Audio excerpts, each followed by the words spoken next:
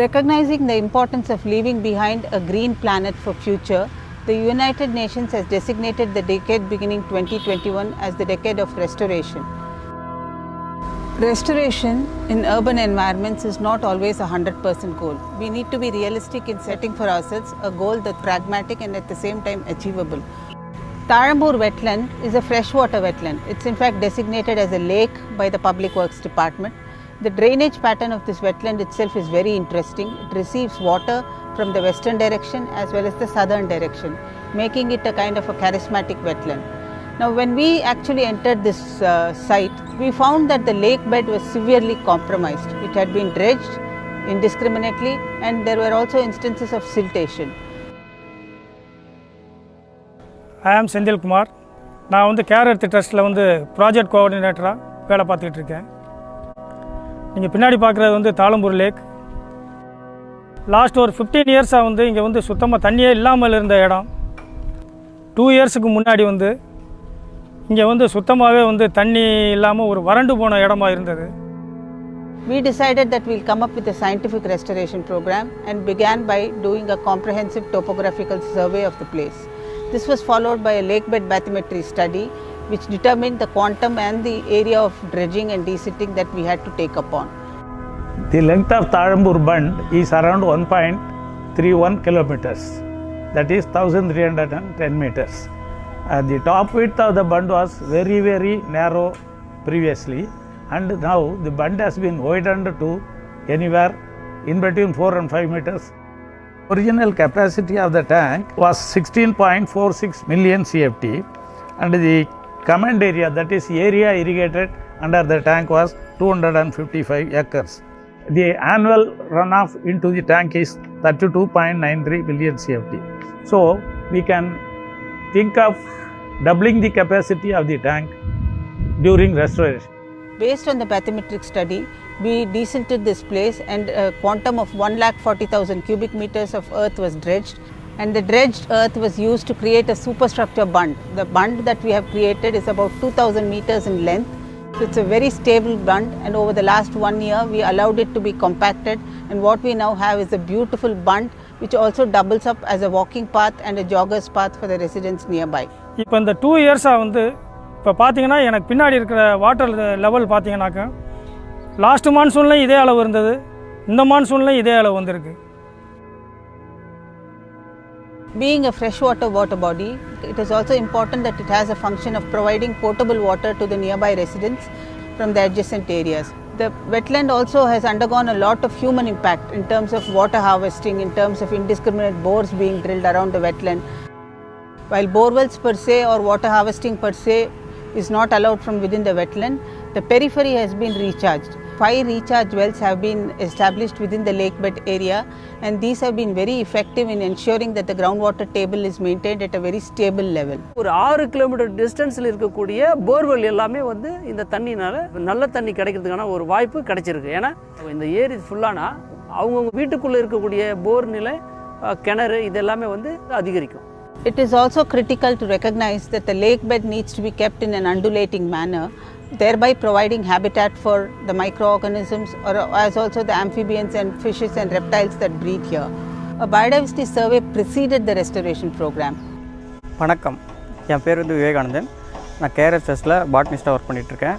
தாழம்பூரோட biodiversity survey வந்து conduct பண்ணேன். All the plants and the animals that are found here were listed.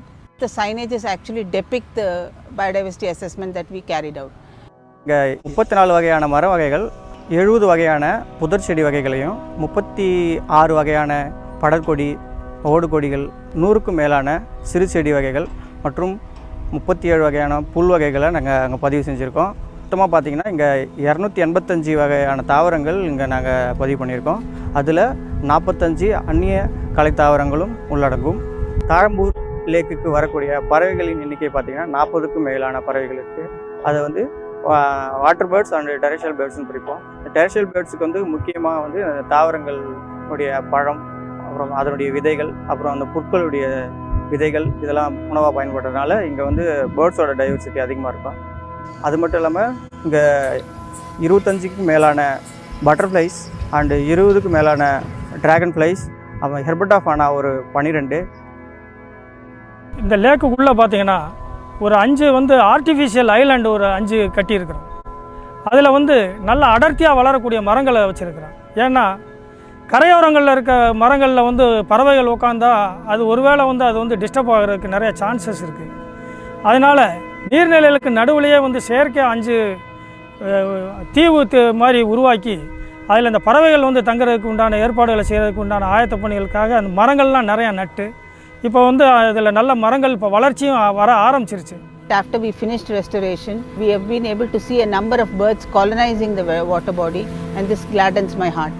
இப்படி பல உயிரினங்களுக்கு பல உயிரினங்களுக்கு பயன்படக்கூடிய ஒரு இயற்கை வளமாக இந்த தாழம்பூர் லேக் அமைஞ்சிருக்கு.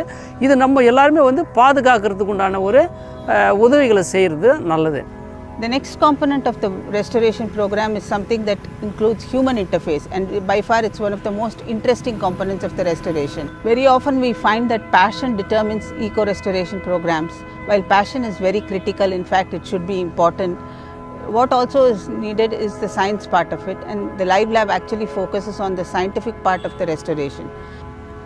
To enable school children to realize the importance of wetland ecology and also get a comprehensive understanding of the biodiversity of the place, we've designed the Live Lab in such a manner that it's a mechanism where children can come and learn the science of wetland ecology. So essentially it will comprise of basic understanding of hydrology, geology, plant science, biological diversity, drainage patterns, models, signages, basic testing equipment, water testing equipment, soil testing equipment. Everything that determines wetland ecology will be available for the children to experience.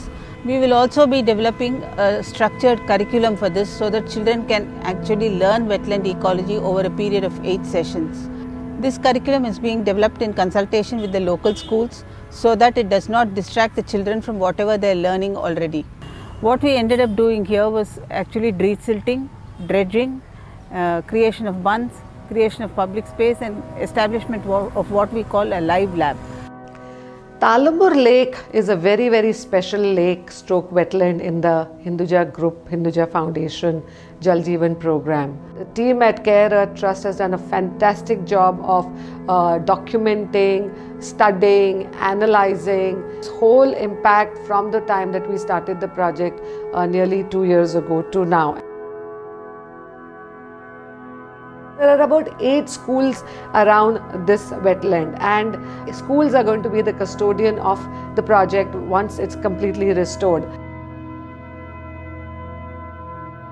I'm really proud of the work that Care Earth Trust has done on this project, and I'm very thankful for HLF to give us the opportunity to restore this beautiful, beautiful wetland. And my wish is that it's sustained beautifully by the children of the school around it, and it's used by them to do more and to learn more about water and how we need to restore it for our futures.